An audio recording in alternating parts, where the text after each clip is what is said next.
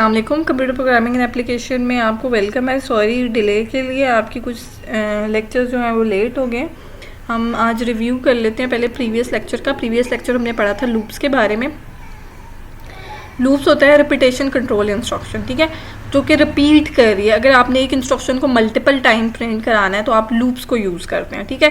छोटा सा एक प्रोग्राम मैंने लिखा है, इसको हम रिव्यू ले लेते हैं। फॉर एग्जांपल हमने एक पर जो हमारी रिपीटेशन कंट्रोल इंस्ट्रक्शंस होती हैं वो 3 तरह की होती हैं, फॉर, व्हाइल, डू व्हाइल। आप जो भी यूज़ करें वो आप यूज़ कर सकते हैं, इसमें कोई नहीं है, आपको जो समझ आता है ज़्यादा अच्छे से।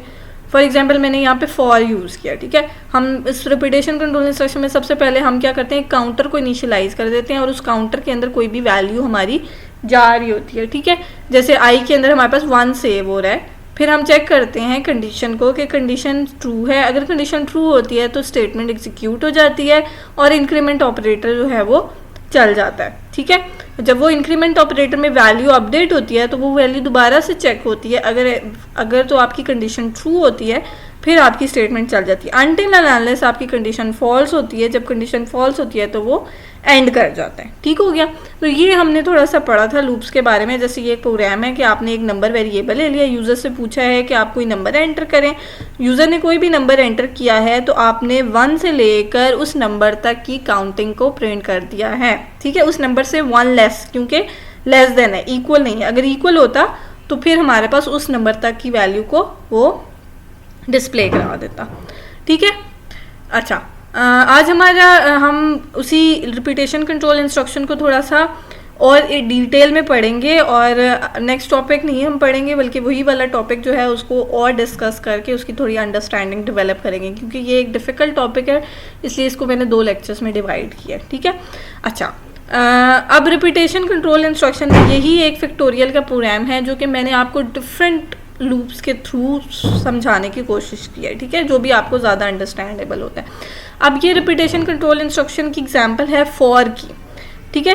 फॉर लूप में बेसिकली हमारे पास किस तरीके से वर्किंग होती है और उसका किस तरीके से हम लोग फ्लो चार्ट डिज़ाइन कर सकते हैं। फैक्टोरियल आपको पता है कि फैक्टोरियल क्या होता है। जब भी कभी आप किसी नंबर के आगे एक्सक्लेमेशन मार्क्स लिखते हैं मैथ्स में, उसका मतलब होता है कि वो फैक्टोरियल है, यानी उसका मतलब होता है कि वो 5 से लेके उससे आगे जितने भी एलिमेंट हैं लेस में 5 multiply by 4 multiply by 3 multiply by 2 multiply by 1, ठीक है।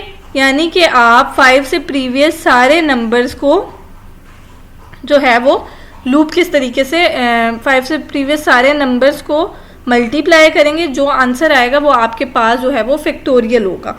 तो अगर आपने लूप के कॉन्टेक्स्ट में आप देखें तो जब आप प्रिंट कराते हैं तो आप अगर लूप 1 से 5 तक चला रहे हैं तो अगर आप 5 से 1 तक चलाएं, यानी condition greater than less than की बजाय ग्रेटर देन कर दें, तो आपके पास क्या है, आप इसका फैक्टोरियल कैलकुलेट कर सकते हैं, ठीक है, लूप के थ्रू के। पहली दफ़ा आपके पास ये आ जाए, दूसरी दफ़ा ये आ जाए, तीसरी दफ़ा ये, चौथी दफ़ा ये और 5वीं दफ़ा ये आ जाए और ये आपस में मल्टीप्लाई हो जाए, ठीक है। अब उसको हमने कैसे बनाया कि हमने एक f को 1 ले लिया, यानी फैक्टोरियल को हमने स्टार्टिंग में 1 ले लिया कि अगर हमारे पास कोई भी नंबर ना हो तो 1 के साथ तो वो मल्टीप्लाई होगा ही होगा, तो हमने उसको 1 ले लिया, ठीक है। एक और भी मकसद होता है f को 1 लेने का, क्योंकि हम इसमें मल्टीप्लाई का ऑपरेशन कर रहे हैं, ठीक है, मल्टीप्लाई का ऑपरेशन कर रहे हैं, इसलिए हम मल्टीप्लिकेटिव आइडेंटिटी हमारे पास क्या होती है, 1 होती है। यानी 1 को किसी आइडेंटिटी का क्या मतलब है कि अगर इसको किसी भी नंबर से साथ मल्टीप्लाई करते हैं तो वही नंबर आता है।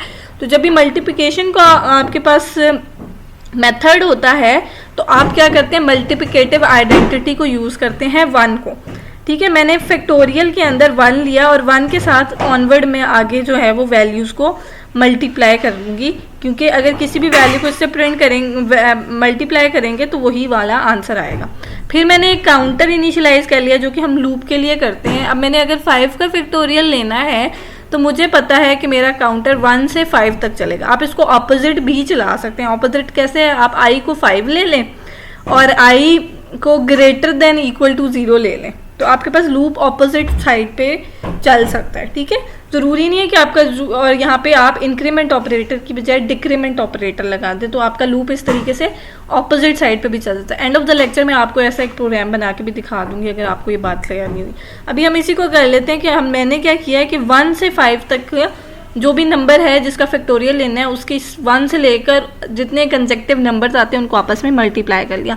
तो मैंने लूप क्या लगाया कि काउंटर मेरे पास 1 है, आई के अंदर 1 आ गया और 1 को चेक किया कि लेस देन 6 है, तो क्या करो, अब ये मैंने multiply equal to compound operator use किया हुआ है। अगर आपको याद हो तो इसका मतलब होता है f equal to f multiply by i. अब f में प्रीवियस वैल्यू आपके पास क्या थी, 1 वैल्यू थी, ठीक है, और फर्स्ट आपकी वैल्यू i की क्या है, 1 है, ठीक है, तो 1 मल्टीप्लाई बाय 1 होगा और f के अंदर 1 सेव हो जाएगा, ठीक है।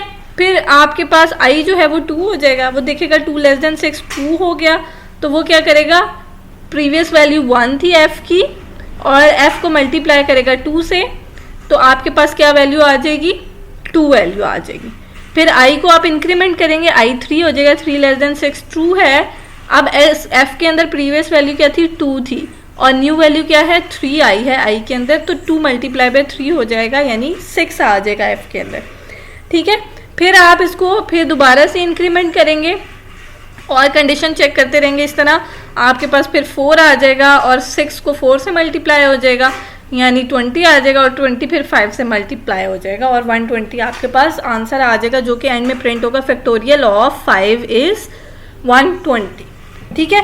अगर आप इसको फ्लो चार्ट के रेफरेंस में देखें, फ्लो चार्ट में जैसे आपको मैंने बताया था कि जब भी आप प्रोग्राम स्टार्ट करते हैं तो एक ओवल शेप बनाते हैं। आपने प्रोग्राम को स्टार्ट किया, इनिशियलाइजेशन की, ठीक है, आपने f को 1 वैल्यू दे दी, i को आपने 1 वैल्यू दे दी, ये इनिशियलाइजेशन है, ठीक है।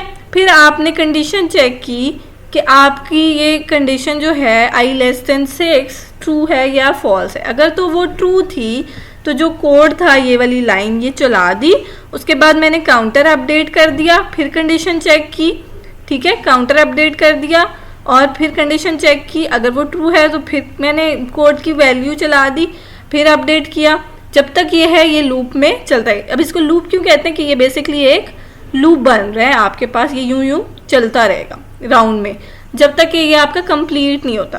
तो जब जैसे ही कंडीशन फॉल्स होगी तो आपका प्रोग्राम जो है वो स्टॉप हो जाएगा। तो ये अगर आप इस प्रोग्राम की का जनरल सा फ्लो चार्ट बनाएं, इस प्रोग्राम का स्पेसिफिक नहीं है ये जनरल फॉर का जो है वो फ्लो चार्ट है कि फॉर में क्या होता है, सबसे पहले इनिशियलाइज करते हैं, कंडीशन चेक करते हैं, जो कोड होता है वो चलाते हैं, फिर अपडेट कर देते हैं काउंटर, फिर कंडीशन चेक करते हैं, until and unless condition false नहीं होती आपके पास ये लूप चलता रहता है, ठीक हो गया। अच्छा, अगर आपको क्लियर नहीं भी है तो आगे क्लियर हो जाएगा। अब ये देखें कि बेसिकली ये आपके पास ये आई किस तरह से चल रहा है, ये अगर आपको ये क्लियर हो गया है तो हम आगे चलते हैं कि आई में हमारे पास क्या है, 1। सबसे पहले मैंने आई में क्या वैल्यू डाली थी, यहाँ पर 1, ये स्टेटमेंट हमारी रन हो गई, ठीक है। उसने चेक किया 1 लेस देन 6 ट्रू है, ट्रू था, आई के अंदर वैल्यू क्या थी 1 और 1 को 1 से मल्टीप्लाई कर दिया क्योंकि f के अंदर प्रीवियस वैल्यू मेरे पास यहाँ पर क्या थी 1 थी, ठीक है। 1 को 1 से मल्टीप्लाई कर दिया, f के अंदर 1 आ गया और i की वैल्यू अपडेट होकर 2 हो गई है, ठीक है। अब i की वैल्यू 2 है, 2 लेस देन 6 ट्रू है, ठीक है, ये आपके पास ट्रू वैल्यू है। तो i में अब आप f की प्रीवियस वैल्यू क्या थी 1 थी और i की वैल्यू क्या है 2, 1 को 2 से मल्टीप्लाई किया 2 आ गया, फिर i प्लस प्लस कर दिया तो i के अंदर क्या वैल्यू आ गई 3 वैल्यू आ गई, ठीक है। अब 3 लेस देन 6 ट्रू है तो उसने क्या किया 2 मल्टीप्लाई बाय 3 किया, 2 मल्टीप्लाई बाय 3 क्यों किया, क्योंकि हमारे पास i की वैल्यू जो है वो 3 है और f की वैल्यू जो प्रीवियस वैल्यू है वो 2 है, ठीक है। तो 3 मल्टीप्लाई बाय 2 हो गया 6 आ गया। अब f की वैल्यू हमारे पास क्या आ गई 6 आ गई है, i में आपके पास क्या है अब अपडेट होकर यहाँ पर 3 से 4 हो गया, 4 लेस देन 6 ट्रू है, क्या हुआ आपके पास प्रीवियस f की वैल्यू क्या थी 6 थी और आपके पास i की वैल्यू क्या है 4, तो 6 मल्टीप्लाई बाय 4 आपके पास क्या हो गया 24 आ गया और i आपने अपडेट कर देना है, तो i की वैल्यू अब आपके पास 5 होगी। 5 लेस देन 6 ये भी ट्रू हो गया, प्रीवियस f की वैल्यू 24 थी, i की वैल्यू 5 आई, आंसर 120 आ गया, ठीक है। फिर i की वैल्यू अपडेट होगी 6 आ गया, 6 लेस देन 6 फॉल्स हो गया है और लूप एंड हो जाएगा, ठीक है। तो जो आउटपुट आएगी आपके पास प्रोग्राम की वो आएगी फैक्टोरियल ऑफ 5 इज 120, ठीक हो गया। इस तरीके से आपके पास प्रिंट होगा। अगर इसी प्रोग्राम को हम व्हाइल के थ्रू करें तो कैसे करेंगे, ठीक है। अब वॉइल के अंदर आप क्या करोगे, एफ को भी इनिशियलाइज करोगे 1 से और आई को भी इनिशियलाइज करोगे 1 से, ठीक है। यहाँ पे मैं ऐड करना भूल गई हूँ, यहाँ पे स्टार्ट भी होगा, ठीक हो गया। फिर आपने 1<6 जो है वो आपके पास क्या होता है, ट्रू होगा। फिर क्या करेगा वो आपके पास यहाँ पर वो जो अंदर वाली स्टेटमेंट है वो एग्जीक्यूट करेगा और उसके बाद उसको अपडेट कर देगा। फिर दोबारा वॉइल में जाएगा, फिर इसको एग्जीक्यूट करेगा, अपडेट करेगा, जब तक कि आपकी कंडीशन फॉल्स नहीं होती। जैसी कंडीशन फॉल्स होगी वो यहाँ आकर इसको प्रिंट कर देगा। ये भी वही फैक्टोरियल वाला प्रोग्राम है, ठीक है। अब आप इसको देखें, आपने सबसे पहले इनिशियलाइज किया, एफ की वैल्यू डाली, आई की वैल्यू डाली, फिर आपने कंडीशन चेक की, कंडीशन ट्रू है फॉल्स है, ठीक है। अगर ट्रू है तो आपकी बॉडी चल गई, जो भी आपने बॉडी के अंदर लिखा था, जो भी आपने इंस्ट्रक्शंस लिखी थी वो चल गई। अगर फॉल्स है तो एंड ऑफ द लूप। अब इसमें और ऊपर वाले में कोई खास फर्क नहीं है, सिर्फ फर्क क्या है, यहाँ पर एक जो काउंटर आ रहा था, ठीक है, काउंटर एक आपके पास स्टेटमेंट होती है इसलिए वो बॉक्स में लिखते हैं, ठीक है, रेक्टेंगल में लिखते हैं। तो ये वाली जो चीज़ है वो वाइल में नहीं आती। वाइल में प्रोग्रामर पे डिपेंड करता है वो यहाँ पर इंक्रीमेंट डिक्रीमेंट ऑपरेटर लगाता है या नहीं, ठीक है। ये प्रोग्रामर के ऊपर होता है। प्रोग्रामर अगर उसको मिस कर दे तो उसका लूप जो है वो इनफाइनाइट टाइम चलता रहता है, रुकता नहीं है, क्योंकि इंक्रीमेंट ऑपरेटर में आपके पास वैल्यू ही अपडेट नहीं हो रही, आपकी कंडीशन हमेशा ट्रू होगी। तो सिर्फ ये एक डिफरेंस है, बाकी वही है, वैल्यू इनिशियलाइज होगी, कंडीशन चेक होगी, ट्रू हुई तो ये वाली स्टेटमेंट्स चल जाएंगी, फॉल्स हुई तो आपका लूप जो है वो एंड कर जाएगा, ठीक है। इसी तरीके से उसको आपने इसका ड्राई रन करें, आई के अंदर 1 वैल्यू थी, 1<6 ट्रू है, उसने एफ की वैल्यू कैलकुलेट की और आई को अपडेट किया। फिर 2<6 थी, ट्रू थी, उसने एफ की प्रीवियस वैल्यू आपके पास क्या थी 1 और आई की न्यू वैल्यू क्या है 2, ठीक है। आप आई को 1 को 2 से मल्टीप्लाई करेंगे, एफ की वैल्यू अपडेट हो जाएगी, 2 हो जाएगी और आई की वैल्यू अपडेट होके 3 हो जाएगी। 3<6 ट्रू है, आपके पास एफ की वैल्यू क्या है, अब एफ की वैल्यू आपके पास 2 है और आई की वैल्यू आपके पास 3 है। 2 × 3 क्या हो गया, 6 हो गया और इसने 6 इसमें सेव कर दिया और आई प्लस प्लस आ गया, ठीक हो गया। फिर आई = 4 हो गया, ठीक है, अपडेट हो गया ना, यहाँ पर 4 हो गया, कंडीशन आपकी ट्रू होगी। प्रीवियस वैल्यू आपकी क्या थी, फैक्टोरियल की 6 थी, एफ की 6 थी और आई की आपकी वैल्यू क्या हुई 4, 6 × 4 24 हो गया। फिर आई अपडेट होके 5 हो गया, 5<6 ट्रू है तो आपके पास एफ की प्रीवियस वैल्यू 24 थी और आई की वैल्यू आपके पास 5 थी, तो 24 × 5 120 हो जाएगा और आई प्लस प्लस होके आई की वैल्यू अपडेट होके 6 हो जाएगी, 6<6 फॉल्स हो। अच्छा, ये बेसिकली ये जो प्रोसेस होता है इसको कहते हैं ड्राई रन। ये प्रोग्रामर्स करते हैं जब भी वो कोई लूप इंस्ट्रक्शन लिखते हैं तो वो चेक करते हैं खुद से कैलकुलेट, जैसे आप मैथ में कैलकुलेशंस करते हैं इसी तरह प्रोग्रामिंग में आप इसको बार बार करके चेक करते हैं कि ईदर आपका जो लूप है वो सही चल रहा है या नहीं चल रहा। इसको कहते हैं ड्राई रन करना, यानी आप हाथ से इसको सॉल्व करते हैं। ये कंपाइलर आप ये एज्यूम करते हैं कि कंपाइलर पहले ऐसे चलाएगा, फिर ऐसे चलाएगा, फिर ऐसे चलाएगा, ठीक है। ये आपने एज्यूम कर लिया कि ये वाली आउटपुट आनी चाहिए क्योंकि ये आइट्रेशंस होंगी। ये एक जो नंबर है ना, इसमें कितनी आइट्रेशंस हैं, 6 आइट्रेशंस हैं। तो एक दफ़ा जो लूप चलता है वो एक आइट्रेशन कहलाता है। ये 2 सेकेंड आइट्रेशन है, ये 3rd आइट्रेशन, 4th, 5th और 6th आइट्रेशन पे आपका लूप आकर एंड हो गया, क्योंकि वो 6 आइट्रेशन नहीं हुई, इसमें 5 आइट्रेशन हुई हैं, क्योंकि जितनी दफ़ा बॉडी आपकी एग्जीक्यूट होती है वो आपकी आइट्रेशन होती है, ठीक है। तो this is the process of dry run. तो आप ये एज्यूम कर ही रहोगे कि at the end of the lecture मैं आपको इससे रिलेटेड एक असाइनमेंट दूंगी ताकि आप खुद से कोई लूप लिखें और उसको सॉल्व करें, ठीक हो गया। अच्छा, इसकी आउटपुट भी वही आएगी, फैक्टोरियल ऑफ 5 इज 120। अब हम इसको कर लेते हैं डू वाइल के थ्रू, ठीक है। अब डू वाइल में भी आपके पास यहाँ पर क्या था, सॉरी ये स्टार्ट लाजमी ऐड कर लीजिएगा आप लोग यहाँ पे, ठीक है। डू वाइल में भी आपके पास क्या है कि इनिशियलाइज नहीं, अब डू वाइल में एक और चीज़ कम होगी। पहले में आपके पास इनिशियलाइजेशन थी और काउंटर अपडेट था, दूसरे में आपके पास क्या थी, इनिशियलाइजेशन थी बट काउंटर अपडेट नहीं था, और इसमें ना इनिशियलाइजेशन है ना काउंटर अपडेट है। ठीक है, आपके पास स्टार्ट हो रहा है, आपने बॉडी के अंदर जो भी प्रोग्राम लिखा है वो आपका एग्जीक्यूट होगा, कंडीशन चेक होगी, कंडीशन ट्रू हुई तो आपका ये एग्जीक्यूट हो जाएगा, अदरवाइज आपकी कंडीशन फॉल्स हुई तो आपका लूप एंड कर जाएगा। मोस्टली डू वाइल लूप जो होता है ना वो मेन्यूज वगैरह डिस्प्ले करने के लिए यूज होता है कि अगर आप चाहते हो कि आपका प्रोग्राम एक दफ़ा चले, जैसे आपने फैक्टोरियल प्रिंट कराना है तो आप यूजर से पूछो नंबर एंटर करें, फैक्टोरियल प्रिंट कराना है, यूजर नंबर एंटर करे, फैक्टोरियल प्रिंट कराए, और आप दोबारा उसको चलाना चाहो कि दूसरा नंबर एंटर करे तब भी वो फैक्टोरियल प्रिंट करे, आपको प्रोग्राम बंद करके दोबारा रन ना करना पड़े, तो आप डू वाइल लूप जो है वो यूज कर सकते हैं। ठीक है, अभी मैंने एक ही प्रोग्राम को मल्टीपल टाइम्स रिपीट किया है, इसीलिए किया है कि आपको एक प्रोग्राम से तीनों की अंडरस्टैंडिंग हो जाए कि तीनों किस तरीके से काम करते हैं और क्या क्या डिफरेंस हो सकता है इनमें। ठीक है, आपने क्या किया, एफ को 1 कर दिया, आई को 1 कर दिया। ठीक है, ये आपने इनिशियलाइज कर लिया क्योंकि आप इस आई के थ्रू जो है वो वैल्यूज को चलाना चाह रहे हैं, आप ना भी चलाएं तो ये इसमें कंपल्सरी नहीं होता। ठीक है, लेकिन उसके लिए आपको कोई ना कोई कंडीशन ऐड करनी पड़ेगी। अब आपने डू में क्या किया, एफ मल्टीप्लाई इक्वल टू आई, यानी आपने एफ और आई की वैल्यू 1 मल्टीप्लाई बाय 1 कर दी और आई की वैल्यू अपडेट करके 2 कर दी। ठीक है, फिर 2 अगर आपकी कंडीशन ट्रू हुई 2 लेस देन 6 तब वो ऊपर गया और उसने दोबारा से एफ की वैल्यू अपडेट कर दी और आई की वैल्यू अपडेट कर दी। अनटिल और अनलेस कंडीशन फॉल्स नहीं होती ये चलेगा।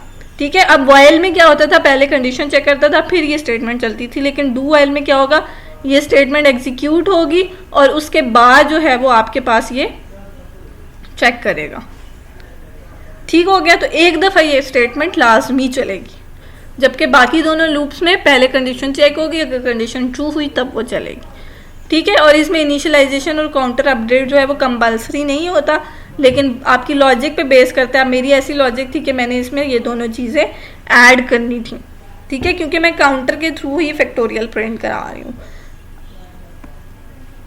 इसको ड्राई रन करेंगे, बिल्कुल एग्जैक्टली वैसे ही है। आई 1 है आपके पास शुरू में, 1 मल्टीप्लाई बाय, अब आइट्रेशन एक आपकी जो है ना वो कम हो गई है।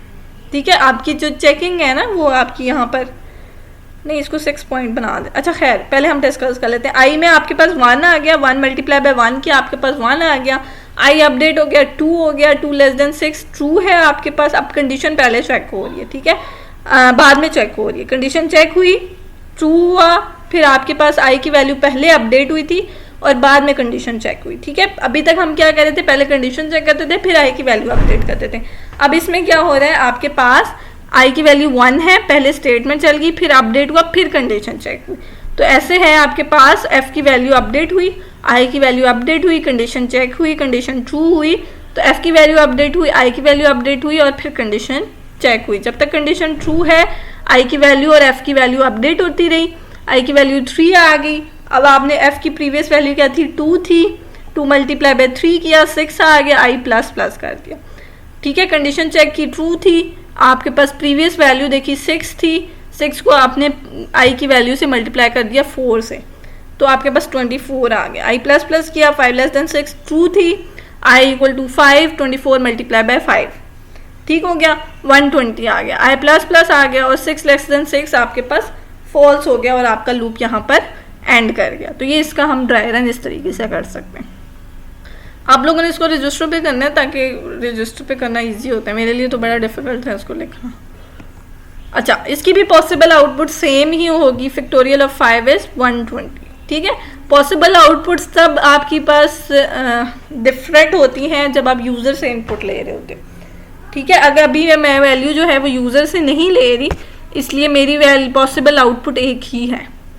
ठीक है, अब थोड़ा सा इनफाइनाइट लूप्स के बारे में डिस्कस कर लेते हैं। इनफाइनाइट लूप्स हमारे पास क्या होते हैं, अगर तो आप कंडीशन गलत लगाते, ठीक है, जैसे आपने यहाँ पर कंडीशन लगाई है आई लेस देन 6, अगर आप कंडीशन लगा दें आई ग्रेटर देन 6, ठीक है, और आई की वैल्यू जो है वो आप यहाँ पर कर दें 6, तो आपकी कंडीशन हमेशा ट्रू रहेगी क्योंकि आपकी वैल्यू अपडेट होती रहेगी। ठीक है, तो आपके पास इस सूरत में जो है वो इनफाइनाइट लूप्स चलते हैं। इनफाइनाइट लूप का मतलब ये है कि आप इस तरह की कंडीशन लगा दो जो कि हर सूरत में ट्रू हो, तो वो आपके पास इनफाइनाइट लूप होता है। पढ़ लेते हैं इसको क्या लिखा है। Loop is said to be infinite when it execute repeatedly and never stops. ठीक है, किसी भी लूप को आप इनफाइनाइट कब कहते हैं? जब वो बार बार एग्जीक्यूट होता है और कभी भी एंड नहीं होता, ठीक है। This usually happen by mistake, ज़्यादातर ये मिस्टेक की वजह से होता है। इनफाइनाइट लूप कोई भी नहीं चलाना चाहता, ठीक है। फाइनाइट होना चाहिए, डिफाइंड होना चाहिए, इतनी दफ़ा चलेगा। आपका इनफाइनाइट लूप, अनलिमिटेड लूप जो है ना, वो चला नहीं सकते, ठीक है। जब हम शुरू में कहते थे कि इनफाइनाइट जो है वो अनलिमिटेड नंबर मैसेजेस मिल जाए एंड ऑल दैट, तो ये जो होता है ना, ये पैकेजेस में ही होता है, लूप्स में ऐसा नहीं होता, होना नहीं चाहिए, ठीक है। होता है लेकिन होना नहीं चाहिए, ठीक है। When you set the condition in loop in such a way that it never returns false, ठीक है, हम ऐसी कंडीशन लगा देते हैं कि वो कभी भी फॉल्स नहीं होती, ठीक है। It becomes an infinite loop, ठीक है। अभी अगर आपको क्लियर नहीं है तो इसकी हम एंड में एग्जांपल कर लेते हैं, वो आपको समझ आ जाएगी। अच्छा, अगर आपने वैसे ही इनफाइनाइट लूप लगाना है, आप कोई कंडीशन वैल्यू शैल्यू नहीं लिखना चाहते, अगर आप फॉर के अंदर 2 राउंड ब्रैकेट लगा के 2 सेमीकोलन लिख देंगे, तो जो भी स्टेटमेंट आप इसके अंदर लिखेंगे वो अनलिमिटेड टाइम चलती रहेगी, ठीक है। जैसे आप लिख सकते हैं I am a good boy, तो वो बार बार चलेगा, ठीक हो गया। अपनी तारीफ लिख सकते हैं तो वो बार बार चलेगी। तो इनफाइनाइट लूप का मतलब ये है कि वो लूप जो कभी भी एंड नहीं होता, और ज़्यादातर ये मिस्टेक की वजह से होता है क्योंकि लूप्स हमारे पास हमेशा डिफाइंड ही होते हैं, ठीक हो गया। अच्छा, अब लूप्स की जब भी हम बात करते हैं तो 2 स्टेटमेंट्स लाजमी आती हैं, कॉन्टिन्यू और ब्रेक, ठीक है। कॉन्टिन्यू और ब्रेक बिल्कुल ऐसे ही हैं जैसे इनके नाम का मतलब होता है। कॉन्टिन्यू का मतलब है कि चलें, आगे चलें, और ब्रेक का मतलब है कि रुक जाएं, ठीक है। Continue statement is use inside the loop. Loop के अंदर अगर कॉन्टिन्यू स्टेटमेंट लिखी हुई हो तो उसका मतलब है कि अच्छा ये वैल्यू आ गई है तो इसके नीचे वाली बॉडी एग्जीक्यूट ना करें, बल्कि इसको छोड़ के अगली स्टेटमेंट चले, ठीक है। यानी अगर आपने कोई इंटरव्यू कंडक्ट किया, कोई ऐसा पर्सन आ गया है जिससे आपका कोई मकसद ही नहीं है, तो आप कहेंगे नहीं आप रहने दें, अगला पर्सन भेज दें। तो दिस इज कॉन्टिन्यू, ठीक है। Continuous statement is used inside the loop. Whenever a continuous statement is encountered inside a loop, control directly jumps to the beginning of the loop. ठीक है, जब भी ऐसा कोई नंबर आ जाता है जिस पे आपने कंटिन्यू करना है, तो आपकी उस नंबर के लिए या उस वैल्यू के लिए आपका लूप नहीं चलता, बल्कि वो जल्दी से इंक्रीमेंट डिक्रीमेंट कर देता है और एग्जीक्यूट कर जाता है, ठीक है। For the next, skipping the execution of the statement inside the loop body for the current iteration, ठीक है। वही बात है, अगर कोई ऐसा पर्सन आ गया जिसको आप इंटरव्यू नहीं करना चाहते, आप कहते हैं कि नहीं आप नेक्स्ट को भेज दें, आप चले जाएं, तो दिस इज बेसिकली कंटिन्यू। इसको अगर हम इसमें करें तो कैसे है, जब भी आपका लूप स्टार्ट हो रहा है, उस स्टार्ट के अंदर आपके पास कोई कंडीशन होती है, ठीक है, ठीक है। यहाँ पे स्टार्ट लाजमी लगा लिया करें, ठीक है। स्टार्ट और एंड ये मैंने चूंकि एक जगह से कॉपी किए हैं, टाइम नहीं था इसलिए मैंने खुद ड्रॉ नहीं किया, इसलिए ये स्टार्ट और एंड में सो गया। अच्छा, स्टार्ट आपने लगाया, लूप आपका स्टार्ट हुआ, लूप स्टार्ट होता है तो क्या होता है, आप कंडीशन चेक करते हो, कंडीशन आपकी ट्रू होती है तो कंटिन्यू करें, यस है तो अगर आपकी कंडीशन ट्रू है ना और आप लूप के अंदर चले जाते हैं और वहाँ कंटिन्यू लिखा हुआ है, ठीक है, अगर लिखा हुआ है तो आप दोबारा से कंडीशन चेक करते हो, आप उस लूप के अंदर वाली बॉडी को चेक नहीं करते। और अगर कंटिन्यू वाली लाइन नहीं लिखी हुई, जैसे हम अभी लूप चला रहे हैं उसमें हमारे पास कंटिन्यू नहीं आ रहा, तो सिंपल कंडीशन चेक होगी, हमारा कोड चल जाएगा, ठीक है। मोस्टली जो कंटिन्यू होता है ना वो इफ एल्स के साथ लिखते हैं। इफ एल्स के साथ क्यों लिखते हैं, ताकि जो है वो हमारे पास जो भी डिसीजन है ना, जिस टाइम पे हम नहीं डिसाइड करना चाह रहे कि ये वाली चीज़ ना चले, तो वो जब इफ़ चलती है तब कंटिन्यू चले, अदरवाइज ना चले, ठीक है। इसकी एग्जाम्पल नहीं ऐड की मैंने, ठीक है। इसकी मैं एग्जाम्पल भी ऐड कर देती हूँ, मैं अभी आपको करके भी दिखा देती हूँ, ठीक हो गया। जब एंड में हम इसको रिव्यू करेंगे तो मैं आपको करके दिखा देती हूँ। फिर ब्रेक स्टेटमेंट क्या होती है, अब ब्रेक स्टेटमेंट से आप थोड़ा सा फेमिलियर होंगे, आपने स्विच में उसको पढ़ा था, ठीक है। स्विच में क्या होता है, जब तक केस कोई भी आपने केस लिखे उसमें ब्रेक नहीं लिखते तो सारे अगले केसेस चलते रहते, ठीक है। तो इसी तरह लूप में भी ये होता है कि लूप में ब्रेक का मतलब होता है कि एंड कर दो, केस आपका कब एंड होता है, जब आप ब्रेक लगाते हो, ठीक है। It is used in switch case control structure after the case block, generally all cases in switch cases are followed by a break, ठीक है, आप हर केस के बाद ब्रेक लिखते हो वरना वो केस एंड नहीं होता, ठीक है, to avoid the subsequent cases execution. तो अगर वो एंड नहीं होता तो वो अगला केस भी चला देता है। whenever it is encountered in switch case block the control comes out of the switch case body। जैसे ही आप स्विच के अंदर जहां पर केस कंप्लीट हुआ, ब्रेक लगी, वहां से स्विच एंड हो जाता है, ठीक है। लूप में भी ऐसे होता है, जहां ब्रेक लगी हुई है वहां पे लूप आपका एंड हो जाता है। Use break statement to come out of the loop instantly, ठीक है। क्या जहां पे भी आपके लूप के अंदर ब्रेक लेके उसके नीचे वाली कोई स्टेटमेंट नहीं चलेगी, कोई अपडेट नहीं करेगा, वहीं पे आपका लूप एंड हो जाएगा, ठीक है। whenever a break statement is counted inside a loop the control directly comes out of the loop terminating it। it is used along with if statement whenever used inside loop, see the example below so that it occurs only for a particular condition, ठीक है। see the example below, तो example में add करना याद ही नहीं रहा, ठीक है। खैर, whenever used inside the loop आप क्या करते हो, whenever a break statement is encountered inside, जब भी ब्रेक आएगी the control directly come out of the loop, loop end हो जाएगा। terminate का मतलब होता है end होना। it is used along with if statement, ये if statement के साथ यूज होता है whenever used inside loop, ठीक है। ब्रेक और कंटिन्यू जब भी आप यूज करेंगे if के साथ यूज करेंगे, so that it occur only for, ताकि वो एक ही दफा एक ही कंडीशन के लिए हो। अगर आप if नहीं लगाएंगे तो वो क्या होगा, वो उसी टाइम पे ब्रेक कर जाएगा और कंटिन्यू कर देगा। इसकी हम एग्जांपल अभी कर लेते हैं। अच्छा, नेस्टेड लूप्स जो है ना, वो कुछ लोगों ने कहा था कि समझ नहीं आया, तो नेस्टेड लूप डिस्कस कर लेंगे। नेस्टेड लूप हमारे पास क्या होते हैं कि फॉर एग्जांपल आपने एक लूप है, उसी के अंदर लूप लिखा हुआ है। अब जब भी आप लूप के अंदर लूप लिखते हो तो आपके पास क्या है, जिस तरह नेस्टेड इफ एल्स था कि आप इफ की कंडीशन चेक करते हो तो आप इफ के अंदर दोबारा जाते हो तो इफ नेक्स्ट इफ की कंडीशन दोबारा चेक करते हो। इसी तरह फॉर में होता है कि जब आप आई में वन सेव कर दिया और 1 लेस देन 3 आपने चेक किया, ये ट्रू हुआ तो आपने क्या किया, जे में 1 सेव कर दिया, 1 जो है लेस देन 5 ट्रू हुआ तो आपने क्या किया, जे को अपडेट कर दिया, ठीक है। 1 लेस देन 5 ट्रू हुआ तो आपने ये स्टेटमेंट चला दी, कंडीशन चेक करते हैं फिर स्टेटमेंट चलाते, फिर उसने अपडेट किया, फिर अपडेट करके उसने उसको चेक किया, ट्रू हुआ तो उसने इसको डिस्प्ले करा दिया, फिर अपडेट किया, ठीक है। जब तक ये एंड नहीं होगी इंस्ट्रक्शन तब तक ये इसको अपडेट नहीं कर सकते, यानी पहली 2 चलेंगी, उसके बाद ये लूप जो है पूरा चलेगा, उसके बाद आपके पास जो है वो इंक्रीमेंट डिक्रीमेंट होगा, ठीक हो गया। इसी तरह आपके पास दोबारा दूसरी दफ़ा जब चलेगा तो फिर उसके अंदर इनसाइड लूप आ जाएगा, ठीक है। अब ये देखें कि आपके पास फॉर के अंदर कली ब्रैकेट नहीं लगी तो इस फॉर का पार्ट सिर्फ ये है, ठीक है। ये एंड एल जो है वो इस फॉर का पार्ट है, ठीक हो गया।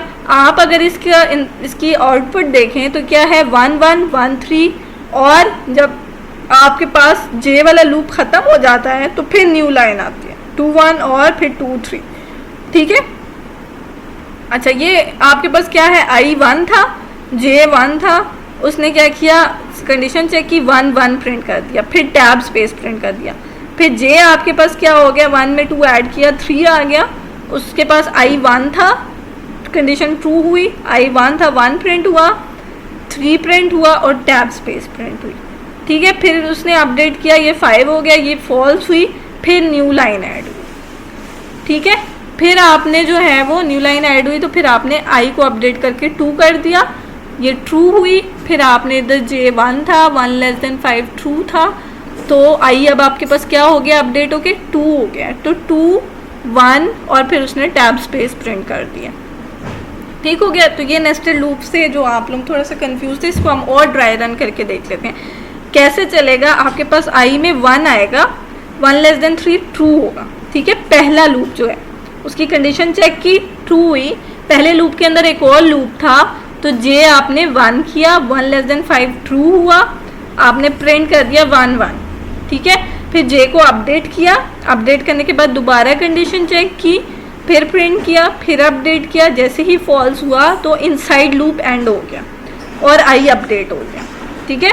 अब आई 2 था, अब 2 लेस देन 3 ट्रू हुआ तो फिर दोबारा अंदर से जे चलेगा, ठीक है। जे बिल्कुल अगर आप इसको और इसको देखें तो एग्जैक्टली कॉपी है, other than the I value 2 2 हो रही है, ठीक है।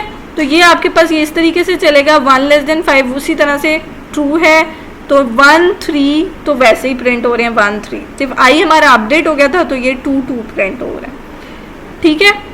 तो ये ट्रू हो गया, इसने प्रिंट किया, फिर जे को अपडेट किया, फिर जे को चेक किया, वो ट्रू हुआ तो उसने उसको प्रिंट करा दिया और फिर जे को अपडेट कर दिया, फिर वो फॉल्स हुआ तो जे एंड हो गया और आई अपडेट हुआ। आई ने दोबारा कंडीशन चेक की, उसकी कंडीशन फॉल्स हुई तो वो एंड हो गया। होपफुली अब आपको नेस्टेड लूप जो है वो क्लियर हो गए होंगे। अच्छा, पॉसिबल आउटपुट इसकी ये होगी 1 1 1 3। पहली दफ़ा आई जे का लूप चलेगा, ठीक है, आई चलेगा पहली दफ़ा 1 के साथ और जे पहले 1 वैल्यू है और फिर 3 है, ठीक है। और इस तरह फिर आपकी आई की वैल्यू अपडेट हो जाती है, 2 1 और 2 3 आ जाता है। अब एक चीज़ याद रखें कि ये जो है ना आपके पास कंपाउंड ऑपरेटर लगा हुआ है, इसमें आप इंक्रीमेंट 2 का कर दें, ठीक है। वैसे आप आई प्लस प्लस जब करते हैं तो 1 का इंक्रीमेंट होता है। अगर आप 1 से ज़्यादा इंक्रीमेंट करना चाहते हैं तो आप कंपाउंड ऑपरेटर यूज़ करते हैं, वो आपके पास 1 से ज़्यादा इंक्रीमेंट, आप 2 लिखेंगे 2 दफ़ा होगा, 3 लिखेंगे 3 का इंक्रीमेंट होगा, तो डिपेंड करता है कि आपको क्या चाहिए, ठीक हो गया। अब फ्लो चार्ट आपने क्या करना है कि ये आपके पास एक फॉर लूप बना हुआ है इसी तरह का, बिल्कुल एग्जैक्टली ऐसा ही है, ठीक है।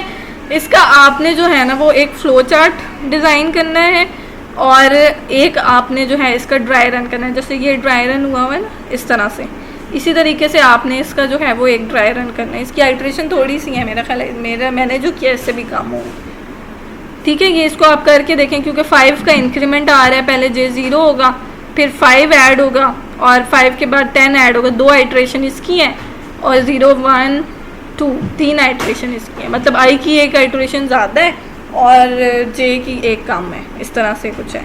तो आपने उसको देखते हुए इसको जो है ना चलाना है और देखें कि इसकी क्या आउटपुट आनी चाहिए आपके पास, ठीक है।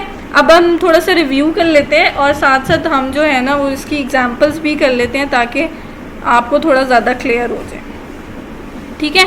लूप्स हमारे पास हमें अंडरस्टैंडेबल हैं। रिपीटेशन कंट्रोल इंस्ट्रक्शन में हमने कैसे फॉर वाइल और डू वाइल चल रहे होते हैं, ये मेरा ख्याल है सबको क्लियर है। और इसका फ़्लो चार्ट भी कोई इतना डिफ़िकल्ट नहीं है, वो भी आपको क्लियर होगा। तो फ़्लो चार्ट की मैं एक अलग से इंस्ट्रक्शंस जो हैं वो दे दूँगी। कुछ लोगों को उसमें कन्फ्यूजन है तो उसका एक अलग से जो है ना एक 5-10 मिनट्स का आपको एक डेमो दे दूँगी, ठीक है। फिर इनफाइनाइट लूप की बात हम कर रहे थे, मैंने कहा था आपको एग्जाम्पल करके दिखा दूँगी। इनफाइनाइट लूप बेसिकली आपके पास क्या होता है, इनफाइनाइट लूप में आपके पास फॉर एग्जांपल आप इंट जे ले लेते हो 5, ठीक है। फिर आप लूप लगाते हो for i int i equal to 6 और i greater than j, i plus plus, ठीक है। Cout i j for example एक मैंने प्रोग्राम बनाया। अब आई की वैल्यू क्या है 6 ग्रेटर होगा 5 से, जे की वैल्यू क्या है 5, ट्रू हो गया। जिसने क्या प्रिंट किया 6 5 प्रिंट किया, फिर उसने आई को इंक्रीमेंट किया, आई की वैल्यू क्या होगी 7 भी ट्रू है, फिर उसने प्रिंट किया, फिर 8 9, जितनी मर्जी वैल्यूज़ आप लेते जाओ ये वाली कंडीशन हमेशा ट्रू होगी। तो इसको कहते हैं इनफाइनाइट लूप। आप जब इसको चलाओगे तो आप देखोगे ये चलता रहेगा चलता रहेगा। अब ये मिस्टेक है, मैं आई लेस देन 6 लिखना चाह रही हूँ कि ये एक दफ़ा चले, ठीक है। तो आप ये देखेंगे ये चलता रहेगा। दिस इज़ इनफाइनाइट लूप की ऐसी कंडीशन जो कभी भी फॉल्स ना हो। यहाँ पे कंडीशन लगाने का क्या मकसद होता है, यही मकसद होता है कि हम इतनी दफ़ा ये चाहते हैं जब तक ये ट्रू है तब तक चले, इससे ज़्यादा हम इसको चलाना नहीं चाहते। तो ये कंडीशन की गलती की वजह से भी हो सकता है, तो इसको कहते हैं इनफाइनाइट लूप। अगर आप फॉर का इनफाइनाइट लूप वैसे ही चलाना चाहते हैं कुछ भी लिखे बगैर, तो आप 2 दफ़ा सेमीकोलन अगर डालेंगे तो ये इनफाइनाइट लूप होता है आपका फॉर का। आई वॉज नॉट डिक्लेयर्ड, अच्छा आई तो हमने हटा दिया ना, तो ये आपके पास क्या है, ये आपका इनफाइनाइट लूप फॉर का है। इसी तरह वॉयल में भी अगर आप ऐसी कंडीशन लगा देते हैं जो कभी भी फॉल्स नहीं होती तो आपके पास क्या है वो इनफाइनाइट लूप चलेगा, ठीक है। लेकिन फॉर में एक इनफाइनाइट लूप लिखने का तरीका भी है, ठीक है। अब एक चीज़ होती है वॉयल 1, अगर कोई प्रोग्राम नेट से अगर आपने देखा होगा तो आपने देखा होगा कि वॉयल 1 जो है वो भी एक इनफाइनाइट लूप होता है, ठीक है। ये बेसिकली क्या है, वाइल वन का मतलब क्या है कि जब तक वन है, वन का क्या मतलब होता है, ट्रू, जब तक ट्रू है तब तक चलता रहे, तो हमेशा ट्रू ही रहेगा ना। तो वन क्या है आपके पास, ट्रू है। बेसिकली आप जो भी कंडीशन लगाते हो ना यहाँ पे, जैसे आप लिखते हो कि जे लेस देन 10, तो इसका क्या मतलब होता है, वाइल को क्या जा रहा है, अगर ये ट्रू होती है तो 1 जा रहा होता है, अगर फॉल्स होती है तो 0 जा रहा होता है। हमने डिसीजन कंट्रोल इंस्ट्रक्शन में इसको पढ़ा भी था। तो अगर आपके पास ये 1 जा रहा है तो वो चलता रहेगा। तो अगर मैं वाइल 1 लिख दूँ तो वो एक इनफाइनाइट लूप बन जाएगा। इसी तरह फॉर के अंदर 2 सेमीकोलन लगा दूँ तो वो एक इनफाइनाइट लूप बन जाएगा। तो ये एग्जांपल है इनफाइनाइट लूप की। अच्छा, और हम क्या देख रहे थे, कॉन्टिन्यू और ब्रेक। कॉन्टिन्यू और ब्रेक में बेसिकली आपने क्या करना होता है, अच्छा कॉन्टिन्यू और ब्रेक, बेसिकली पहले हम कॉन्टिन्यू डिस्कस कर लेते हैं। कॉन्टिन्यू क्या मतलब है, जैसे मैंने आपको कहा था कि फॉर एग्जांपल आपके पास 5 एम्प्लॉयज़ आए हैं, उन 5 एम्प्लॉयज़ में से आप जो है 4 नंबर को जो है वो इंटरव्यू नहीं करना चाहते। ठीक है, मैंने एक लूप लिखा for int i equal to 0, i less than j, मतलब less than equal to j, जब तक जितने नंबर ऑफ कैंडिडेट हैं वो आते रहें तो हमारे पास क्या है, लूप चलता रहे, मीटिंग चलती रहे। ठीक है, जो भी इंटरव्यू हो रहा है, cout welcome to the interview.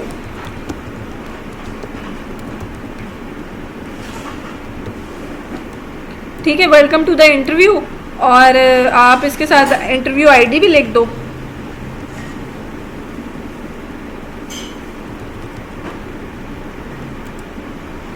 For example interview ID, और वो मेरे पास आई है, क्या मतलब इंटरव्यू आईडी 1 है, 2 है, 3 है। अब मैंने जब लिस्ट देखी, मेरे पास लिस्ट आई, मैंने कहा जो 4 वाली जो है ना, जो 4 वाला कैंडिडेट है ना, वो उसने तो बीएस कुछ और किया हुआ है, मुझे तो इलेक्ट्रिकल का पर्सन चाहिए था, तो इसने बीएस जो है वो टेक्नोलॉजी इलेक्ट्रॉनिक्स में किया हुआ है, मुझे इलेक्ट्रिकल का चाहिए था। तो उसको मैं जो है ना इंटरव्यू के लिए नहीं बुलाना चाहती, या वो आता है तो मैं उसकी डिग्री देख के कहती हूँ कि भाई आपकी तो डिग्री एलिजिबल नहीं है। तो मेरे पास ये कैंडिडेट आ गए, तो मैंने क्या किया, इफ़ आई इक्वल टू 4, अगर आई की वैल्यू 4 है तो कंटिन्यू कर दो, यानी इसको स्किप कर दो, उसको वेलकम ना करो इंटरव्यू में। ठीक है, अब हम इसको चला के देखते हैं कि बेसिकली होता क्या है। इफ़ के साथ है ना, अगर मैं खाली कंटिन्यू लिख दूँ तो वो क्या करेगा, 0 पे भी नहीं चलेगा, 1 पे भी नहीं चलेगा, 2 पे भी नहीं, किसी पे भी नहीं चलेगा, कंटिन्यू वहाँ ख़त्म हो गया। अगर हम वेलकम के बाद कंटिन्यू लिख दूँ तो वो इंटरव्यू आईडी नहीं चलाएगा। इसलिए इसको एक इफ़ के साथ यूज़ करते हैं ताकि स्पेसिफिक कंडीशन के लिए सिर्फ जो है वो ना चले, अदरवाइज़ वो आपका जो लूप है वो चलता रहे। ठीक है, यानी जो 4 कैंडिडेट है उसके अलावा 0, 1, 2, 3 जो है वो आपके चलने चाहिए। ये अनलिमिटेड टाइम चल रहा है। आई 0, i less than equal to जे, ठीक हो गया, और जे प्लस प्लस नहीं, आई प्लस प्लस, ठीक हो गया, मिस्टेक हो जाती है। ठीक है, आई पे इनके हम लोग जो है वो लूप लगा रहे हैं और जे के साथ चेक कर रहे हैं। तो आंसर बेसिकली क्या है, welcome to the interview, interview ID 0, interview ID 1, 2, 3, अब 4 में सो गए। ठीक है, जैसे आप लोगों का है, आप लोगों के रोल नंबर है, कुछ रोल नंबर चले गए, तो मैं आपके लिए कोई क्विज़ बनाती हूँ तो मैं कहूँ कि ये वाला क्विज़ सबको डिस्प्ले हो, सिर्फ इनको ना हो, क्योंकि ये रोल नंबर एग्जिस्ट नहीं करते, तो मैं उनके साथ ऐड भी कर सकती हूँ। फॉर एग्जांपल मैं कहती हूँ, किसी ने एक क्वेश्चन भी पूछा था कि लॉजिकल ऑपरेटर्स क्या होते हैं, कि मेरे पास आई 4 हो या मेरे पास आई जो है वो 2 हो, मैं 2 के भी नहीं करना चाहती इंटरव्यू, तो ये 2 की दफ़ा जो है वो नहीं चलेगा, बाकी की दफ़ा चलेगा। तो this is basically logical operator के 2 कंडीशंस को मैं कंबाइन करूँ, रादर 2 इफ़ लगाऊँ तो मैंने एक ही इफ़ के अंदर जो है वो 0, 1, 3, 5 आ रहे हैं, 2 नहीं आ रहा। ठीक है, एक तरीका ये था कि मैं इसको लिखती if I equal to 2 so continue, तो दोनों के लिए मैंने एक ही काम करना था। तो मैं क्या करूँगी कि इनको अलग-अलग लिखने की बजाय मैं इन दोनों को कंबाइन करूँगी कि जब भी ये दोनों आए, या ये आए या ये आए, तो कंटिन्यू कर। ठीक है, तो this is basically logical operator के आप 2 कंडीशंस को कंबाइन कर रहे हैं। तो ये आपका हो गया कंटिन्यू। ठीक है, अब अगर ब्रेक है, ठीक है, ब्रेक का क्या मतलब होता है, ब्रेक का मतलब होता है कि इसको अगर इसी को हम इसी प्रोग्राम को ब्रेक करना चाहते हैं तो जैसे ही कोई ऐसा कैंडिडेट आया जो कि जिसको मैं इंटरव्यू नहीं करना चाहती हूँ, कहती मैंने इंटरव्यू नहीं लेने, ठीक है, तो वो क्या होगा, जैसे ही मेरे पास 2 आएगा ना तो उससे अगली आईडीज़ नहीं चलेंगी, ब्रेक हो गया, एंड हो गया, इंटरव्यू ख़त्म हो गया, ठीक है। कंटिन्यू है कि सिर्फ उसको स्किप कर दो, ब्रेक ये है कि लूप ही एंड कर दो, ठीक है। तो इसने 0 1 चलाया, जैसे ही 2 आया उसके आगे उसने नहीं चलाया, तो दिस इज़ ब्रेक, ठीक हो गया। ये 3 चीज़ें थी जो एग्जाम्पल में ऐड करना भूल गई थी, तो ये मैं एग्जाम्पल ऐड भी कर देती हूँ आपकी स्लाइड्स में, ठीक है। बाकी जो नेस्टेड लूप्स हैं वो हमने प्रीवियस लेक्चर में भी पढ़ा था, इसमें भी पढ़ा था, जितनी आप प्रैक्टिस करेंगे उतना आपको समझ आएगा, और स्पेशली एक दफ़ा ड्राई रन करके देखें तो आपको जो है ना वो ज़्यादा क्लियर हो जाएगा कि बेसिकली ये चल किस तरीके से रहा, ठीक है। इसको एक दफ़ा देख लें, एक दफ़ा हाथ से करेंगे तो ये लेक्चर आपको ज़्यादा अंडरस्टैंडेबल होगा। Thank you so much, good luck.